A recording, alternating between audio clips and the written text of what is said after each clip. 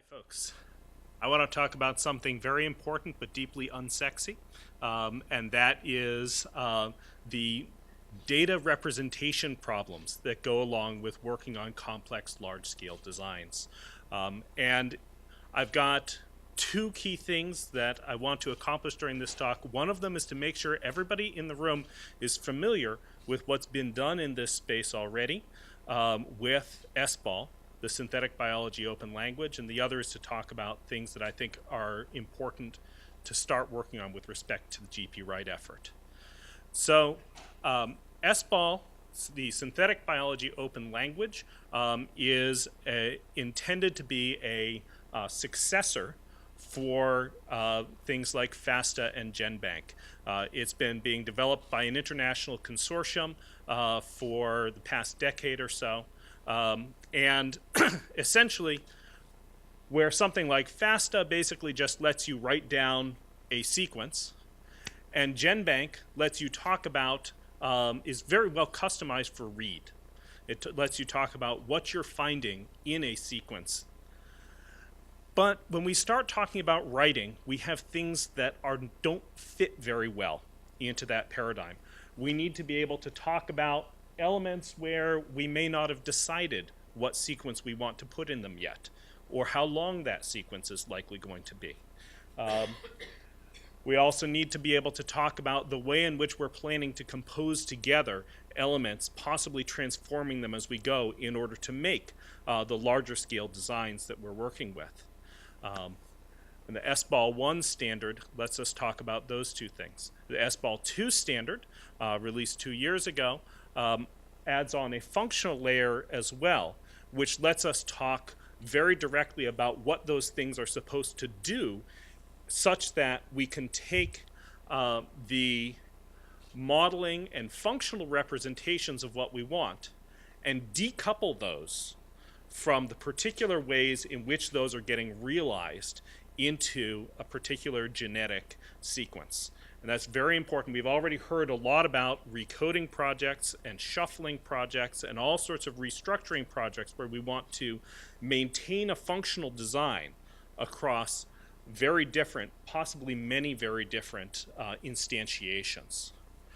So having representational tools like this let us essentially have a hub for integrating lots of different pieces of the types of workflows that we're talking about here and in many other places. Talking about the repositories and databases that we're using to store things, to build our designs, model them, be able to link together the elements in our modeling world with the elements in our description of the design and its sequence, how that gets put together, tested, etc. So all these different pieces, there are a number of existing software libraries and tools that can support this, but there may be new challenges in moving into the much larger scale space of genome scale write, and especially complex eukaryotic genomes. So as I noted before, writing is very different than reading. When you're in the world of writing, you really want to be able to have deferred choices, possibly multiple choices. You want to have a decoupling of function from structure. And you need to be able to deal with integration across many different groups. SBOL has been set up to try to deal with these problems. And my contention is that if SBOL is not used to support the infrastructure in this project, then this project will have to reinvent something that will look an awful lot like SBOL.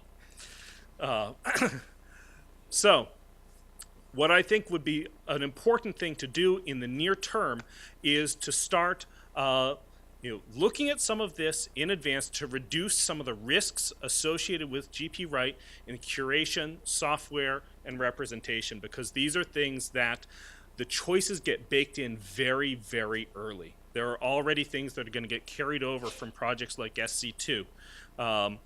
And so if we start looking at these representational challenges now, it is more likely that we're going to be able to not pay badly later.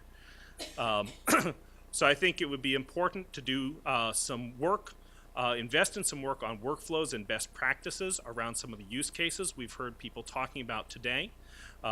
Working out with the existing tooling to find out where are things supported, where are things not supported, what are the gaps that need to be filled in for some of these things like multi-scale assembly, large-scale editing and insertion. How are we going to do verification? How are we going to do QC? How do we work that into complex multi-institution workflows?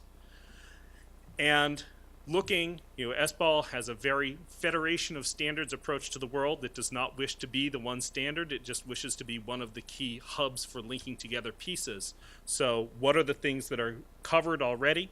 What are the things that link to other standards that are out there? And what are the places where extensions or new pieces need to fill in?